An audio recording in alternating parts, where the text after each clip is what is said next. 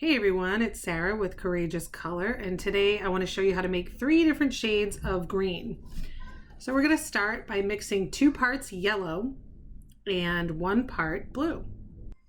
I am using Sax True Flow Heavy Bodied Acrylic Paints, and this is Chrome Yellow and Ultramarine Blue. You can find those at saxarts.com, saxarts.com, or on Amazon is where I got them. So we have yellow and blue. We're going to go ahead and mix those up to make this green color. Now, some people think because blue and yellow makes green that you can just mix equal parts of blue and yellow, but that won't always give you the color that you want. So if you want this nature color, this color that you can use for grass or leaves or plants, then you just want to mix 2 parts of yellow with 1 part blue.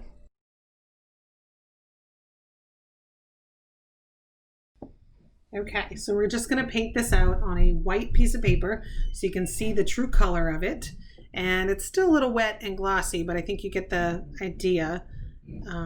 We have a good leaf color here. It's a great, awesome color green. And so what I want to do now is make a lighter shade of the same green. So if you have this green, you've made it with 2 parts yellow and 1 part blue. And you might need a highlight color. So if you're painting leaves or grass and you want to paint some that's lighter and you need a highlight color, you can add 1 part white and just go ahead and mix that up. Or if that shade was just too dark for you to begin with, you can go ahead and mix this 1 part white. And I'll go ahead and put that right next to the other one so you can see that it's a good highlight and it's a lot lighter than the other color. Okay. So now we have 2 shades of green, and I want to make 1 more shade. So the 3rd shade will be a blue-green color.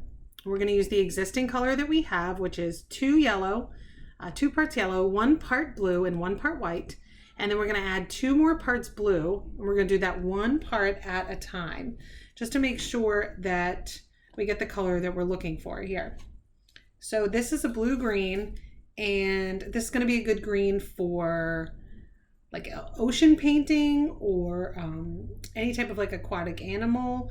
You could use this even for shadows in nature. So now you have a dark green for the shadows, a middle green shade for the leaves themselves, and then the light green shade as your highlight. So now I'm just going to paint this out for you on the same white paper so you can see the difference between these 3 shades of green. On the top we have the leafy green, in the middle the light green, and on the bottom the blue green.